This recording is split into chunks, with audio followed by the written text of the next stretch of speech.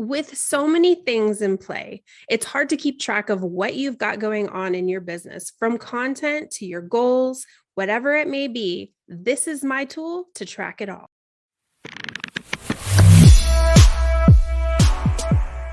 So here is my favorite tool for tracking all of my business information, from my content to the back end of my business information and everything that my team uses. Today, I'll show you my content plan.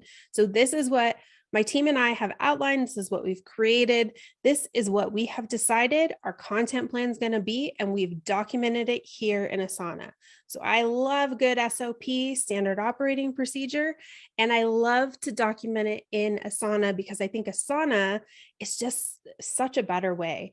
You can create this plan, you can duplicate it, and then you can assign things to people. You can have your template so it's saved and this is what your process is, but maybe you need to apply it to different teams, or you need to apply it to a different client, or you need to apply it just to a different project that you're working on.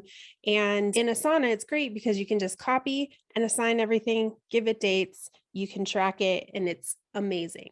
So that's why I use Asana. It's just a great tool to keep my mind at ease.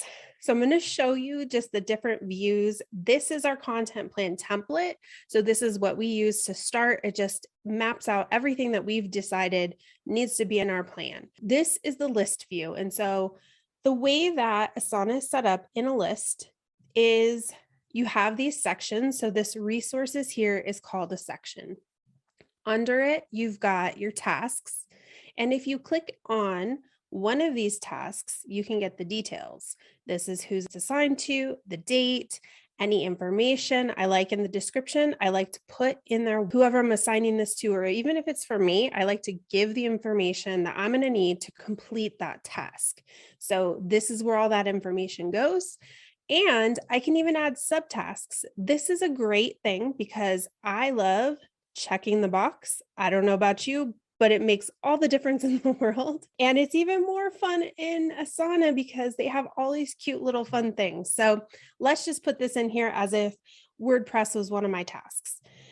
So when I click it, you can see that fun little, I think that was a phoenix.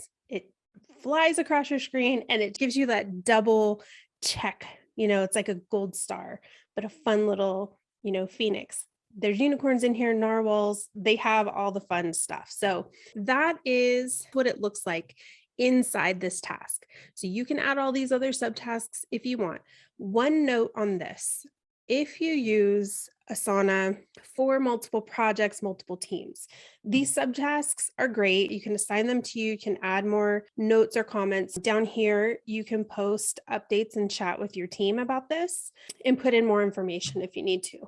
But the thing about subtasks is they come up a little funky in your list. So if you go to my tasks, it's going to share that information, but it may not always have the project or the task that it's assigned to. So sometimes it gets pushed into this little, here's a task, but it doesn't say anything next to it. And I don't always get notifications, even though I have it on a schedule. So just a little bit, that's sort of a thing that I do for me. I don't rely on it. If I need a deadline, it becomes a task over here. Just a side note on that. So to refresh you on here, this is a section. These are your tasks. You can have subtasks under here as well. And so I have a different section for everything. Now, when you create a list like that and you have sections and you have tasks that go under it, this is what it looks like in a board setting. So if you've used Trello and you're really familiar with Trello, this is going to look just like that.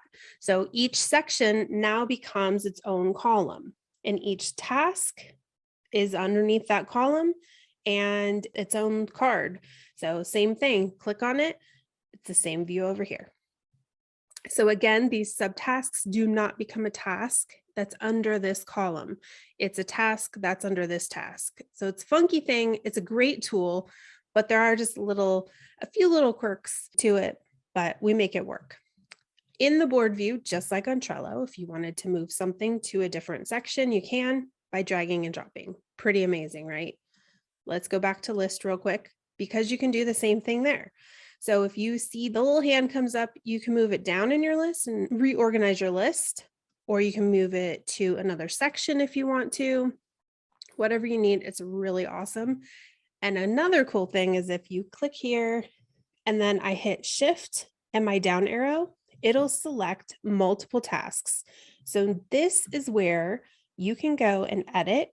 You can copy the link, the task links. So each task has its own link. So if you are using Slack or if you're using email with your team, you can copy the link to that task and you can paste it somewhere else and it will take them over into Asana. You can delete them all. You can make edits to some of the sections. You can add collaborators. You can assign it to, like, this one has no person assigned. And if it did, I can change the assignee. I can set the due date for all of them. So you can make these changes to all 4 of these tasks at the same time. Or you can take them all and drag them to another section as well. We're going to take that right back. And so it's the same over here. If you click Command on a Mac or Control on your Windows and then click each one of these, it's the same thing. You can move the 4 cards, you can edit them all. It's all the same. So just a few fun tools. And I just wanted to show you the difference between the list and the board view so you can start thinking about what you want your tasks and what you want your content to look like. So you might have products that you're selling, and maybe you have a process that those go through once they come in, and then what they do next. And then maybe you have to have them photographed, and then they have to go on the website and they have to be, put in certain places. So Asana is a really great tool to track those processes to help your team all be on the same page. And even if you're not a team and it's just you or one other person, I mean, I don't know about you, I'm really organized, but I forget everything. So if I don't have it documented or it's not somewhere for me to go refer to it, I'm probably going to forget to do it, or I'm going to forget steps in it. And the other thing is that when you set stuff up like this, you're setting up your systems and processes, and it makes it so much easier to bring on new team members when you're ready to hire and grow your team. So I hope you got something out of this, and I hope you're excited about using Asana just like I am. If you have any questions, please put them in the comments. Subscribe so you can get more videos and tips just like these. I'll see you next time.